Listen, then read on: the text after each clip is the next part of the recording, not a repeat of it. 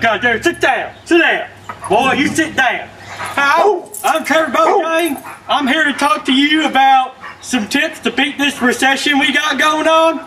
See, the big fellers up in the economy on Wall Street and in the government trying to fix the economy ain't doing so well, so they figured they asked the common man what his 2 cents was on the matter. So what I'm going to do here today is going to talk to you about some small tips to try to save some money. And then I'm going to talk about some long-term stuff. We're going to get your ass out of debt, bring you on back to where you need to be. Tell you what right now, some simple things you can do to save money. I tell you right off the bat, one of the things you can do is a home security system costs a lot of money these days. Now what I use for a security system is this dog right here. He's a good feller. I take him duck hunting. He's a retriever. And one time there was this feller, he came up in my tool shed. He tried to grab one of my monkey wrenches and one of my drill bits.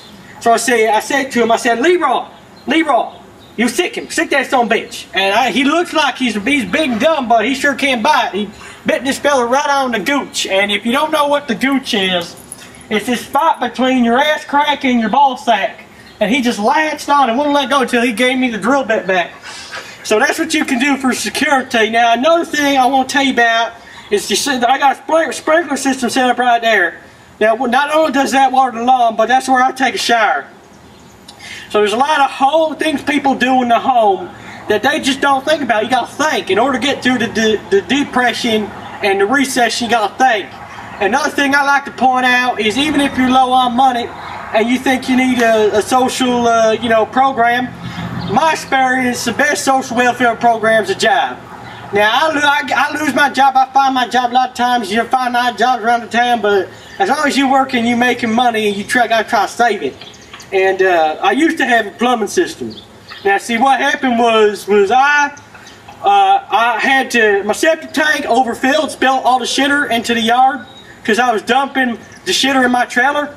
So what I do now is, here's what you do if you gotta go to the bathroom. You don't need a sewer system. All you gotta do is you walk up to your fence and you just start, we fix the problem. There you go. See, back in Paleolithic times, what fellas used to do was they used to piss and shit outdoors. Now, there ain't no reason why people can't be doing that these days, especially if they're gonna save money. You can just pee outside. You won't gotta pay for septic. You ain't gotta stay away from that, Leroy. You ain't gotta pay for plumbing. And if you dribble on yourself like I just did, that's alright. Just be careful you don't want to dribble on your dog, because he don't like that. He bit me once. But other than that, I think those are some small tips y'all save money. So what I'm going to do now is I'm just going to talk about some big, some principle ways to save money long term. Now, another thing, a popular myth is in order to solve the energy crisis, we all got to drive hybrid cars. Now, see, that's just wrong. And now hybrid cars, you save money on gas, but every real American needs to know they want to save money. Get themselves a truck. I got a nice Ford F-150. Now, nice thing about trucks is, well, don't they consume a lot of gas? And yes, that's true. But something that I like to point out that most people don't realize is that you can fit a lot of people in a truck. Now, with hybrids, you can only fit up to 5 people in the car, but in a truck, I fit 20 Mexicans in the back of here one time. 20. And they didn't mind at all. They said it was comfortable. I gave them a lift to their job, and they got to work. Because I gave them a lift in my truck. I bring the kids around in this. I used to drive around with my ex-wife in the back. You can tow trailers. You can do odd jobs around the town. You can bring shit to the treatment plant. You can bring everything around in the truck because the truck is versatile. Yeah, it uses more gas, but it's more versatile than a hybrid. And it just, you look cool. You can eat, sleep, and shit, and have sex all in your truck. It's like a portable home, basically. And I bought this for $1,500, paid in cash, paid in full. And I get so much, it breaks down every now and then, but I get a lot of use out of this one here. Alright, now something I like to tell people about is a lot of folks these days spending money with credit.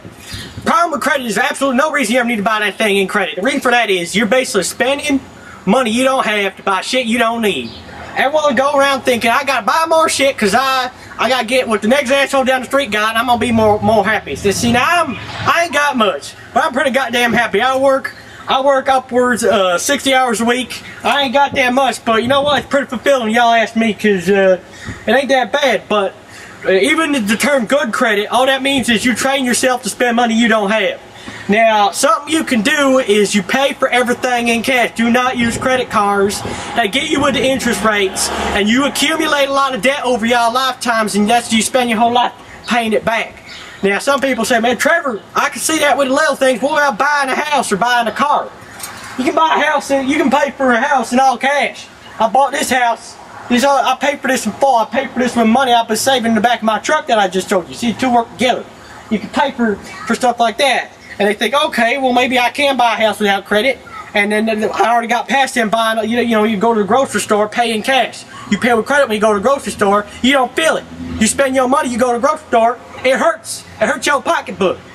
Now, the thing, everybody, the last resort is, what do I do in the case of an emergency? And I'm going to show y'all right now. You don't need a credit card. Here's what y'all need to do. Get a mayonnaise jar, get a coffee jar, get some of y'all Confederate bills, or some Federal Reserve notes if you want them.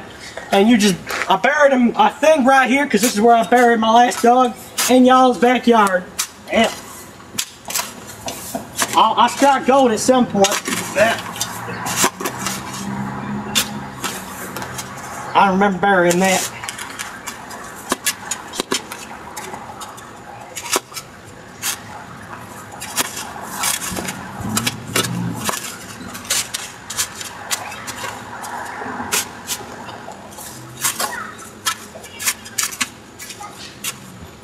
Oh, here we go. Yep.